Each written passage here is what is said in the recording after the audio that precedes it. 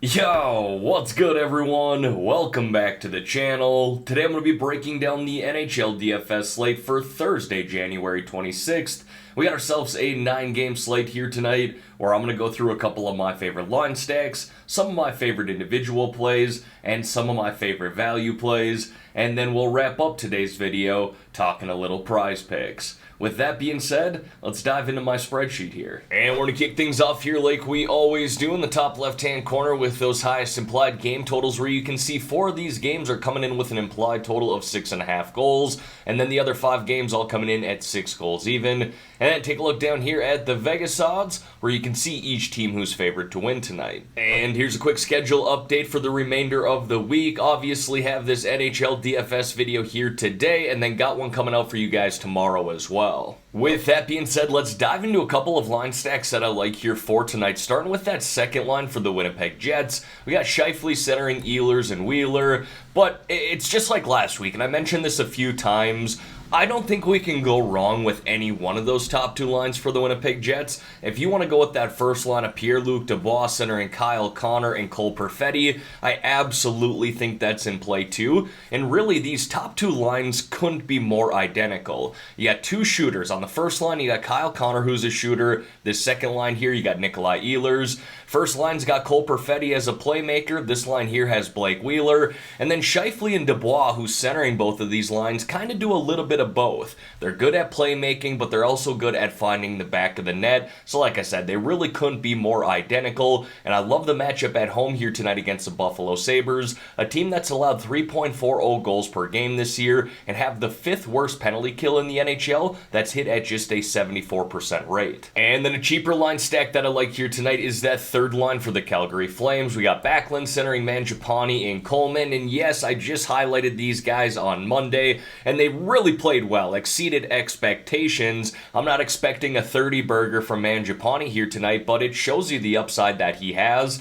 Why not go back to this line is kind of the way that I was looking at this last night when I was building the spreadsheet. I have a great matchup at home here tonight against the Chicago Blackhawks, who've allowed 3.61 goals per game this year, the 6th most in the NHL, and they have the 11th worst penalty kill, just hitting at a 76% rate. And let's not forget, this line here for the Flames has played very well this year, as I mentioned just on Monday. But they've been actually oddly good together, especially as a third line. I'm going to pull open some of those statistics here right now. This is on moneypuck.com. You can see the expected goals percentage. They lead the entire NHL in expected goals percentage.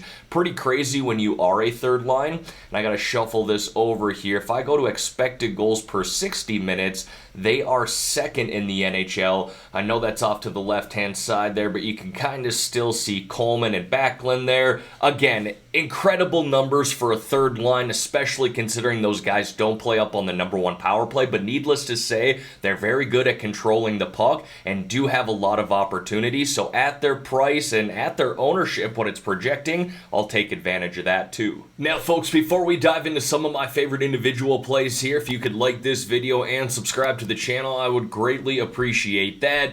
We're at the halfway point of the NHL season. The All-Star break is next week, but we still got plenty of hockey content coming your way this year, so don't miss out on that. And again, I am running that Discord channel too, and if you want to join that, there's a link to do so in the description below. We're growing a great group of people in there, talking some hockey, talking some other sports as well, and of course, talking some prize picks. All right, now diving into some of these individual plays here, we're going to kick it off with the forwards. First guy I got there is Kirill Kaprizov of the Minnesota Wild, playing up on that first line in number 1 power play. Kaprizov has dominated when playing at home this year, and I do like the matchup as well against the Philadelphia Flyers, a team that's not very great defensively. They certainly haven't played well here over the past 10 days, allowing 3.67 goals per game over their past 6. That's the 5th most in the NHL during that stretch of games. Their penalty kill has been solid, hitting at an 82% rate, but Kaprizov by all means can get on the score sheet in this game. You can see in 22 home games this year, he's racked up 16 goals, 20 assists, and he's definitely not afraid to shoot the puck either. 96 shots on net in just 22 games. I've then got Evgeny Malkin there of the Pittsburgh Penguins. Now, this is an important matchup here tonight for both squads in this game, the Capitals and the Penguins.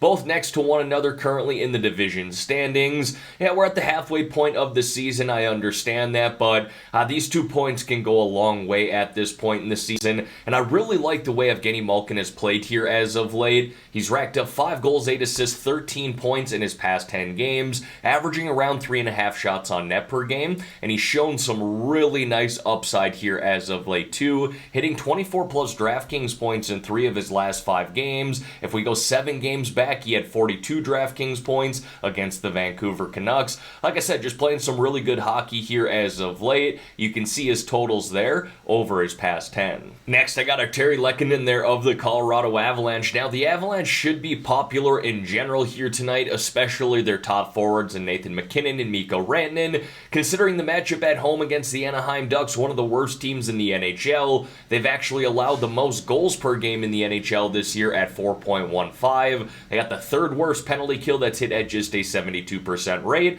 and they just happen to take the 2nd most minor penalties in the NHL too. So like I said, a really good matchup here for the Avs at home tonight, and I like sprinkling in MacKinnon and Rantanen for sure, obviously considering the upside they have, but I'm also going to try and find ways to make my lineups unique with the Avalanche.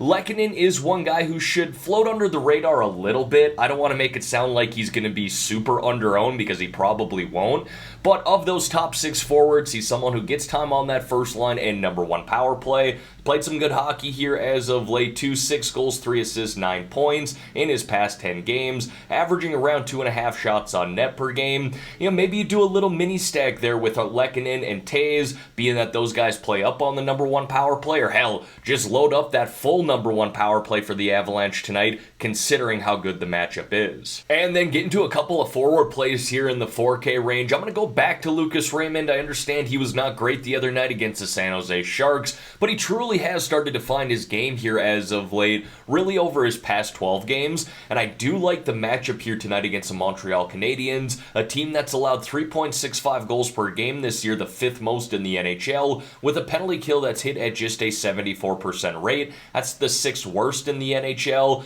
and Raymond's going to play up on that first line in number 1 power play, and again, take a look at his numbers here over the past 12, 7 goals, 5 assists, 12 points. He's had no problem finding the score sheet. I'd obviously like him to shoot the puck a little bit more, just 23 shots on net there, but the points are really what stick out to me. And then with Brayden Schenn here, it's actually a very similar play to Lucas Raymond. They play different positions, Raymond a winger, Schenn a center, but in reality it's a similar situation. Both of these guys have good matchups on the road here tonight. The Blues playing in Arizona, a team that's allowed 3.60 goals per game this year, the 7th most in the NHL, with a penalty kill that's hit at just a 73.2% rate. That's the 4th worst in the NHL, and this Coyotes team is by no means afraid to take a minor penalty, with the 3rd most in the NHL. Now Schenn, he can definitely get on the score sheet, 36 points in 48 games. He also plays up on that number 1 power play. The issue with him is, just like Lucas Raymond, he doesn't shoot the puck enough, just 15 shots on net here over his past 10, but again, someone who can clearly find themselves on the score sheet. Now moving over here to the defensemen, top 3 guys, you know what I'm doing here, stacking them up with forwards on the same power play. Talked about that Winnipeg Jets matchup earlier against the Buffalo Sabres. A penalty kill has not been very good for the Sabres, just sitting at a 74% rate, the 5th worst in the NHL. Josh Morrissey is going to play big minutes here tonight, play up on that number 1 power play, and he's definitely someone who can get on the score sheet, as he's racked up 51 points in 49 games this year. Next is Devon Toews. Name dropped him earlier when I was talking about Lehkonen. As long as Cale Makar remains out here tonight, Toews is going to find himself up on that number 1 power play in a great matchup against the Anaheim Ducks, and Toews is just someone who logs big minutes in general, should play around 25 to 27 minutes here tonight, and in all situations. And then Torrey Krug there, just talked about Brayden Schenn. Great matchup on the road against the Arizona Coyotes, who are not afraid to take penalties, and their penalty kill has not been very good this year. And Krug, he'll play around 20 minutes tonight. He doesn't play 27 minutes like Toews, but again, someone who can definitely get on the score sheet, and I'm really targeting him on that number 1 power play. And then if you're looking to save some money here tonight at the defenseman position, I really like Ryan Graves here, the New Jersey Devils. No, I'm not stacking him up with forwards on the power play necessarily, but I'm not afraid to play him as a one-off one-off play. He actually has been getting on the score sheet pretty frequently here as of late with 2 goals, 4 assists, 6 points in his past 10 games. He averages around 2 shots on net per game, and he averages around 2.5 block shots per game. We probably need him to get 3 block shots in this game, get that 3-point DraftKings bonus in order to meet value, but he's certainly capable of doing that. And really, like I said, just played well here as of late, averaging 11.5 DraftKings points over his past 10 games. Not bad at all for a guy priced at $3,700. And then I got those honorable mentions too. I'd hesitate to say this is my favorite slate for value defensemen. I really like the 4 to 5K range again. I think most of the value is hidden there, but of course I do got some other alternative plays here in the notes off to the right-hand side. And then I got a couple of goaltenders there for you, higher priced and kind of a lower mid-priced option, if you will. First being Connor Hellebuyck there of the Winnipeg Jets. Talking about the Jets quite a bit here today. I do like that matchup at home against the Buffalo Sabres, and the Jets along with Hellebuyck have been very good at home this year. Helly himself is 14-5-0 with a goals allowed average of 1.84 and a save percentage of .938. Those are fantastic numbers, averaging close to 18.5 DraftKings points per game. And then UC Soros mentioned this the other day. He continues to be one of my favorite tournament or GPP goalies. He really is kind of a boom-bust type of goaltender, but he is someone who has massive upside. If you look at just his past 10 games, he's averaging 21 DraftKings points per game. And as always, going to wrap up this spreadsheet here with 3 low-priced options or sub-4K forward plays. I actually want to highlight GriffDogg and Mike Hoffman together, being that both those guys currently play on the second line and number 1 power play for the Montreal Canadiens. Doc himself has 5 goals, 3 assists, 8 points in his past 10 games, averaging 12 DraftKings points per game. That definitely stuck out to me. And then Mike Hoffman here, again, same thing, second line, first power play, and being that Cole Caulfield is out for the remainder of the season, they're going to look for him to be a shooter on that number 1 power play, and he's currently riding a 4-game point streak with 1 goal and 3 assists. So again, him and GriffDogg make for a nice little mini stack and a decent matchup at home against the Detroit Red Wings.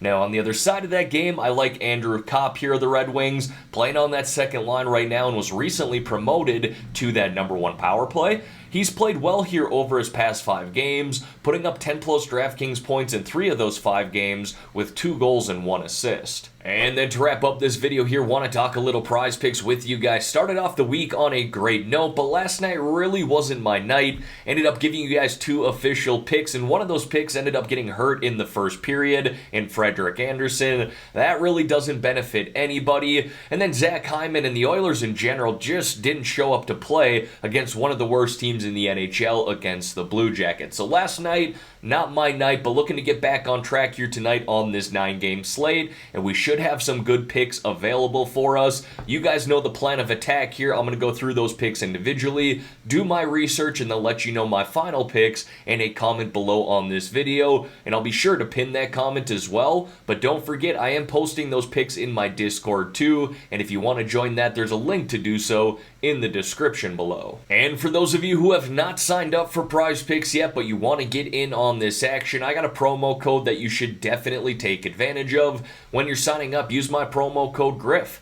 GRIFF, and Prize Picks will give you all the way up to a $100 match deposit. Now folks, they are giving you this money for free right off the bat. You don't have to earn it back as a bonus like some other DFS sites. If you put $100 in today, they're going to match that $100 right off the bat. So you're really playing with free money or house money with your first set of picks. Again, all you need to do is use my promo code GRIFF, GRIFF, and they will match that deposit from there. Alright everyone, that is going to wrap up this video here for today. As always, thank y'all for taking the time out of your day to watch the content here on this channel. If you could like this video and subscribe to the channel, I would greatly appreciate that. Let's have ourselves a great day here, folks. Let's win some money on this 9-game slate. In the meantime, I'm out of here.